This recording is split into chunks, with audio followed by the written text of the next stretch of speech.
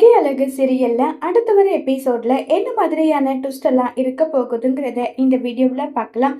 தங்கராஜோட அம்மா வந்து தரணி கிட்ட, இங்க பாரு தரணி, சுண்டல் ஒழுங்கா சாப்பிடுவா, சாப்பிடாம என்ன பண்ணிட்டு இருக்க நல்லா சொல்லி ரொம்பவே கோவப்பட்டு பேசிட்டு இருக்காங்க. தரணி வந்து, இல்ல எனக்கு இப்பவே என் அம்மாவை பார்க்கணும், எனக்கு என்னுடைய அம்மா வேணும்னு சொல்லி அவ்வளோ அடம் பிடிச்சிட்டு இருக்காங்க. உடனே தங்கராஜ் வந்ததும், அம்மா என்னாச்சு, எதுக்காக தரணி அடம் பிடிச்சிட்டு இருக்கான்னு சொல்லி கேக்குறாங்க. என்னன்னு தெரியலடா, வந்ததுல இருந்து எனக்கு என் அம்மா வேணும் வேணும்னு சொல்லி டார்ச்சர் பண்றான். இவன் கூட ஓரி அடியே நான் மயக்கம் போட்டு விழுந்துருவும் போல. இங்க பாரு தங்கராஜ், என்னால இதுக்கு மேல இவனை பாத்துக்க முடியாதுன்னு சொல்லிட்டு ரொம்ப கோபப்பட்டு பேசுறாங்க. உடனே தங்கராஜ் வந்து, தரணி, நீ உன் அம்மா மேல உண்மையான அன்பு பாசம் வச்சிருக்க, அந்த அளவுக்கு உன்னுடைய அம்மாவும் அன்பு பாசம் வைக்கலையே, என்னடா பண்ண போறேன்னு சொல்லி பேசிக்கிட்டு இருக்காங்க. எனக்கெல்லாம் தெரியாது, எனக்கு அம்மா வேணும் வேணும்னு சொல்லிட்டு கதறி அழுறாங்க. உடனே தங்கராஜ் பக்கத்துல உட்கார வச்சு, இங்க பாரு தரணி, உனக்கு உன்னுடைய அம்மா வேணும்னா நான் என்ன சொல்றனோ அதுபடி நீ கேட்டாதான் உன்னுடைய அம்மா இங்க வருவான்னு சொல்லிட்டு இருக்காங்க. உடனே தங்கராஜோட அம்மா வந்து, என்னடா உன்னால முடியாத காரியத்தை பையனை வச்சு செய்யணும்னு முடிவு பண்ணிட்டியா, ஏதோ ஒண்ணு, இங்க அவ வந்தா சரி, ரேவதி வந்தாதான் இந்த வீடு வீடா இருக்கும்னு சொல்லிட்டு அங்கிருந்து கிளம்பி போயிடுறாங்க. தங்கராஜோட அம்மா வந்து இப்ப தரணி கிட்ட வந்து, தங்கராஜ், இங்க பாரு தரணி, நான் உன்னை உன் அம்மா இருக்கிற இடத்துக்கு கூட்டிட்டு போவேன். அங்க போனதும், அம்மா நீ இல்லாம வீடு வீடா இல்ல, எனக்காக நீ வரணுமான்னு சொல்லி கதறி அழுது உன்னுடைய அம்மாவை வர வைக்கிறதுக்கு என்ன வழியோ அதை பண்ணுன்னு சொல்றாங்க. சரிங்கப்பா, நீங்க சொல்றபடியே நான் செஞ்சிடறேன்னு சொல்லிட்டு தரணியும் தங்கராஜும் ரேவதியை கூட்டிட்டு வர்றதுக்காக இப்ப நம்ம பாக்கியராஜோட வீட்டுக்கு போறதுக்காக பிளான் பண்ணிட்டு இருக்காங்க. அடுத்ததான் நம்ம பாக்கியராஜோட வீட்டுலதான் காட்டுறாங்க. எல்லாரும் உட்காந்துட்டு இருக்காங்க. அப்ப நம்ம ரேவதிக்கு தரணியோட முகமாவே இருக்கு. ரேவதி வந்து தரணியை பத்தி ஃபீல் பண்ணிட்டு இருக்காங்க. ரேவதி, நீ உட்காந்து சாப்பிடுன்னு சொல்லிட்டு இருக்காங்க. அங்க தரணி சாப்பிட்டானும் இல்லையோ தெரியல, நீ எப்ப பாரு அம்மா அம்மான்னு சொல்லிட்டு என் பின்னாடியே சுத்தி வந்துட்டு இருப்பா. இப்ப அவனை நான் ரொம்ப மிஸ் பண்றேன்னு சொல்லி ஃபீல் பண்ணி பேசிட்டு இருக்காங்க. உடனே பாக்கியராஜ் வந்து, நீ கவலைப்படாத ரேவதி, அவனை எப்படியாவது நான் கூட்டிட்டு வந்துடுறேன். அவன் ஸ்கூல் போயிட்டு இருந்தான், இல்ல நான் அவனையும் கூட்டிட்டு வந்திருப்பேன்னு சொல்லி பேசிட்டு இருக்காங்க. உடனே தங்கராஜ் தரணியை கூட்டிட்டு வராங்க. தரணி, நான் உனக்கு சொன்னது ஞாபகம் இருக்குல்ல, என்ன ஆனாலும் சரி உன் அம்மாவை அடம் பிடிச்சு நீ கூட்டிட்டு வந்துடணும், சரியான்னு சொல்லி பேசிட்டு இருக்காங்க. கண்டிப்பாப்பா, அம்மாவை நான் கூட்டிட்டு வந்துடுவேன், கவலைப்படாதீங்கன்னு சொல்லிட்டு நேரா தரணி ஓடி போயிட்டு அம்மான்னு சொன்னதும் ரேவதி தரணின்னு சொல்லிட்டு கட்டி பிடிச்சி ஃபீல் பண்ணி கதறி அழுறாங்க. அம்மா, எதுக்காகம்மா என்னை இங்கே விட்டுட்டு வந்துட்ட, நீ என்னை கூட்டிட்டு வந்திருந்தா நானும் இங்க சந்தோஷமா இருந்திருப்பேன்ல, எதுக்காகம்மா என்னை விட்டுட்டு வந்த? அம்மா, நானே இங்கே இருக்கேன், அப்பா நீங்க உங்க வீட்டுக்கு போங்க, நான் அம்மா கூட இருக்கேன்னு சொல்லிட்டு தரணி எல்லா விஷயத்தையுமே மறந்துடுறாங்க. தங்கராஜ் என்ன சொன்னதோ அது எல்லாமே மறந்ததும் இதை கேட்ட தங்கராஜுக்கு பயங்கரமா ஷாக் ஆகுது. தரணி, போதும் வா போகலன்னு சொல்றாங்க. இல்ல இல்ல, நான் நல்லா வரவே மாட்டேன், நான் இளவரசி கூட இங்கேயே சந்தோஷமா விளையாடிட்டு இருக்கேன், நாங்க இங்கே இருக்கோம் நல்லா சொல்லி பேசிக்கிட்டு இருக்காங்க.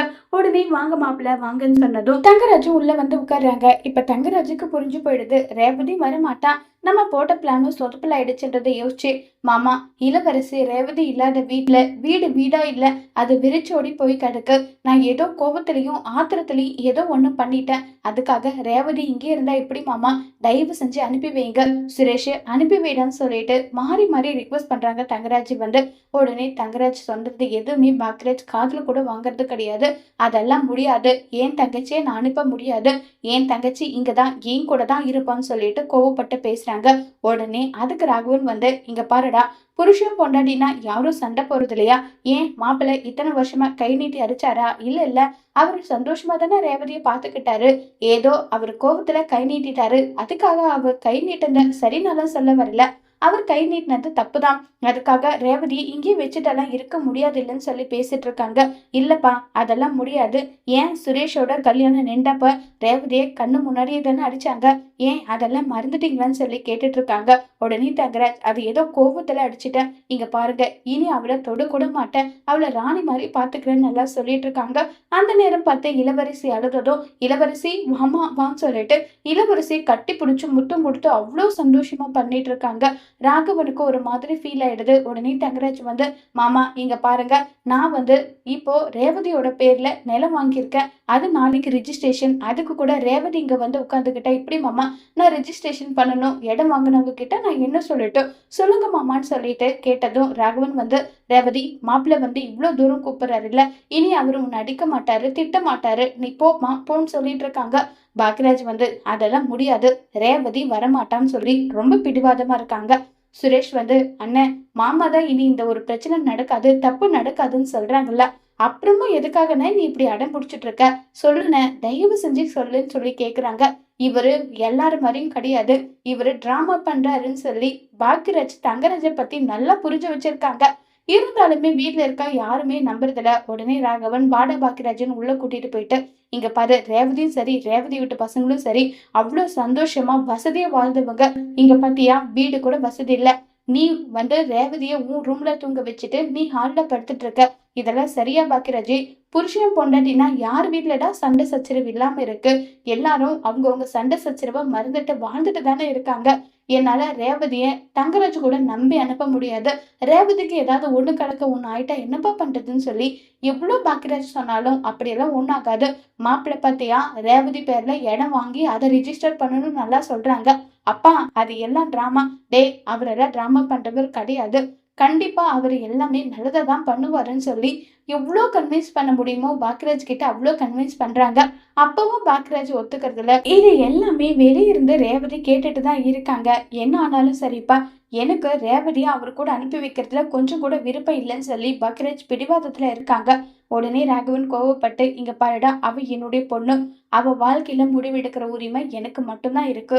நான் அவளை அவருடைய புருஷன் கூட அனுப்பி வைக்க போறேன். இதுல யாருக்கு விருப்பம் இருந்தாலும் சரி இல்லாக்கட்டும் சரி எனக்கு அதை பத்தி கவலை கிடையாது. நான் அனுப்பி வைக்க தான் போறேன்னு சொல்லிட்டு கோவமா அங்க இருந்து ராகவன் போயிடுறாங்க. பாக்யராஜால எதுவுமே பேச முடியறதில்ல. உடனே ரேவதி பாக்யராஜ் கிட்ட வந்து, அண்ணே விடுனே, எனக்காக வீட்டுல இருக்க எல்லார்கிட்டையும் எதுக்காக சத்தம் போட்டுட்டு இருக்க? அவரை பத்தி உனக்கு தெரிஞ்சு நீ சொல்ல வர? இருக்கட்டும்னே, என் தலைவிதி இதுதான் இருக்கும்போது அதை என்னால என்ன பண்ண முடியும்? விடுனே பாத்துக்கலாம், நான் கிளம்புறேனேன்றாங்க. ரேவதி அவரு கூட போன சத்தியமோ உன்னை கொடுமைப்படுத்துவாரு. அவர் உன்னை நிம்மதியை வச்சிருக்க மாட்டாரு ரேவதி. அண்ணன் பக்கம் நில்லு. யாரு இந்த உலகமே எதிர்த்து வந்தாலும் நான் உனக்கு துணையா இருக்கேன்னு சொல்றாங்க. என்னால நீ கஷ்டப்பட வேணான்னு தயவு செஞ்சு விட்டுரு. நான் அவர் கூட போறேன்னு சொல்லி ரேவதி முடிவு எடுக்கிறாங்க. இதை கேட்டு தங்கராஜில இருந்து மலர்ல இருந்து மதியில இருந்து எல்லாருக்குமே பயங்கர ஷாக்கா இருக்கு. இப்ப பாக்யராஜ் என்ன செஞ்சு நம்ம ரேவதிய தங்கராஜ் கூட போக விடாம தடுக்க போறாங்கங்கிறத வரப்போற எபிசோட்ல வெயிட் பண்ணி பார்க்கலாம். தேங்க்யூ.